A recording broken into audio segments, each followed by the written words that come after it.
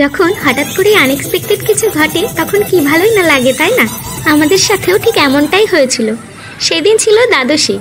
যেহেতু আমাদের বাড়ির কাছেই রাম মন্দির রয়েছে, তাই ভাবলাম দুজন মিলে একটু দর্শন করে আসি। কখনো ভাবিনি আমাদের জন্য এত সুন্দর কিছু অপেক্ষা করে আছে। দর্শন সেরে বেরিয়ে এসে রাম মন্দিরের পাশের রাস্তাটাই দেখি এত সুন্দর আলোকসজ্জা। তো কি হয়েছে দেখতে গিয়ে দেখলাম এখানে বসেছে আদিবাসী মেলা। শুধু এখানেই শেষ নয়, তখনও আরো কিছু অপেক্ষা করছিল আমাদের জন্য। তো আমরা পায়ে পায়ে এগিয়ে যাচ্ছিলাম মেলার দিকে, আর ততই মুগ্ধ হয়ে যাচ্ছিলাম এই আলোকসজ্জাগুলো দেখে। দেখো চারিপাশ দিয়ে এত সুন্দর করে সাজানো, সত্যি চোখের সামনে না দেখলে এটাকে বলে বোঝানো যাবে না। চারিপাশটা দেখে মনে হচ্ছিল যেন এই এক অন্য জগতে চলে এসেছি। তখনও আমি এক্সপেক্ট করিনি মেলাটা এতটা বড়।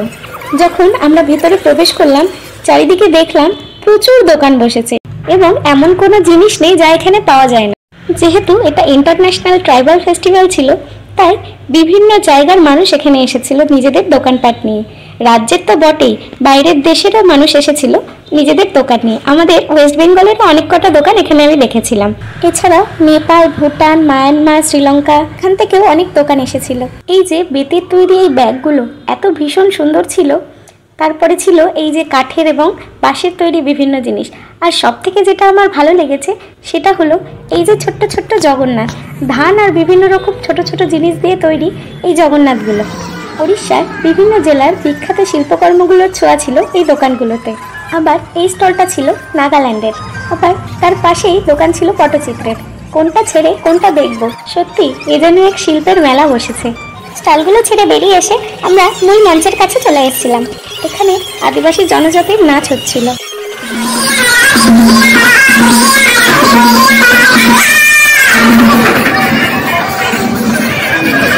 খানিকক্ষণ অনুষ্ঠান দেখতে দেখতে এইবারই হঠাৎ করে সেই চমকপ্রদ ঘটনা। দেখি আকাশ থেকে হাজার হাজার আলো উড়ে আসছে, ঠিক যেন এক আকাশ তারা নেমে আসছে পৃথিবীর বুকে। উড়িষ্যার আদিবাসী মেলায় প্রথমবার এবং আমার দেখাও প্রথম ড্রোন শো।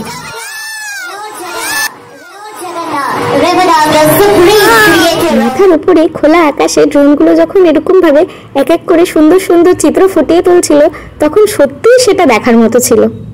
এই অনুভূতিটাকে বলে হয়তো আমি বোঝাতে পারবো না। এই মেলার ব্যাপারে আমরা কিন্তু আগে থেকে কিছুই জানতাম না, আর যাওয়ারও কোনো প্রস্তুতি ছিল না। হঠাৎ করেই দেখতে পেয়ে চলে গেছিলাম, এবং গিয়ে যদি এরকম আনএক্সপেক্টেড কিছু দেখতে পাই যেটা নিজের চোখের সামনে আগে কখনো দেখিনি, প্রথমবারের জন্য দেখছি, তাহলে সেই খুশিটা দ্বিগুণ হয়ে যায়। এই ড্রোন শোটা মূলত আদিবাসী জনজাতির জীবন, তাদের ভাষা, লিপি এইগুলোকেই প্রদর্শন করা ছিল। এরপর ড্রোনের মাধ্যমে ফুটে উঠল আমাদের মাননীয় রাষ্ট্রপতি দ্রৌপদী মুর্মুর মুখ। তিনিও কিন্তু এই উড়িষ্যার আদিবাসী জনগোষ্ঠীর একজন। এরপরেই উড়িষ্যার চিফ মিনিস্টার এবং শেষমেশ জনজাতি অস্মিতা, অর্থাৎ উড়িষ্যার ট্রাইবাল আইডেন্টিটি দিয়েই শেষ হলো এই ড্রোন শো। এই ড্রোন শো দেখে তারপর আমরা চলে গেলাম মেলার আরও একটু ভেতরে। এখানে আবার আদিবাসী জনগোষ্ঠীর জীবন আর জীবিকার একটা ছোট্ট ধারণা ফুটিয়ে তোলা হয়েছে। কি সুন্দরভাবে একটা ছোট্ট গ্রাম তৈরি করা হয়েছে এই জায়গায়। কোথাও রয়েছে চাষি বাড়ি, যেখানে ধান শুকাচ্ছে, খড় শুকাচ্ছে। আবার কোথাও রয়েছে ছোট পুকুর, জলসেচের ব্যবস্থা। আবার ছোট ছোট গাছেরও চাষ করা হয়েছে। মাটির দেওয়ালে রয়েছে সুন্দর কারুকার্য করা। আবার একদিকে রয়েছে ছাগল মুরগির ঘর, ঘরের চালে ঝুলছে লাউ, কুমড়ো। আবার রয়েছে বেতের তৈরি কত জিনিস। আবার কোথাও রয়েছে দেবতার স্থান। আবার ওই আদিবাসী মানুষটার মাথায় দেখো কত বড় দুটো শিং। ওই শিং দুটো কিন্তু একদম আসল মহিষের মাথার শিং। সবাই ওটার সঙ্গে ছবি তোলার জন্য এত ভিড় করেছিল, আমরা আর সুযোগ পাইনি। যাই হোক, তারপরে দেখলাম এই যে আদিবাসীদের বিয়ের তৈরি মণ্ডপের সাজ। এরপর দেখে আমরা চলে আসলাম আরো অন্যদিকে। এদিকে আবার ছিল বিভিন্ন রকম মুদিখানার জিনিস, চাল, ডাল, বড়ি, আচার, আরো বিভিন্ন রকম জিনিস। আর এখানকার আদিবাসী মহিলারা সব নাকে 3খানা ফুটো করে তাতে বড় বড় নাকের নথ পড়েছিল। ভারী সুন্দর লাগছিল তাদের দেখতে। ওগুলো পেরিয়ে আমরা চলে আসলাম যেখানে আধুনিক গানের অনুষ্ঠান হচ্ছিল সেখানে।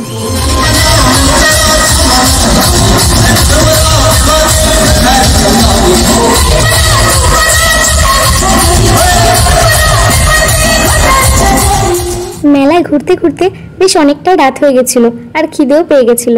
তাই এই যে মেলার খাবারের স্টলগুলো দেখতে দেখতে বাড়ি চলে আসলাম।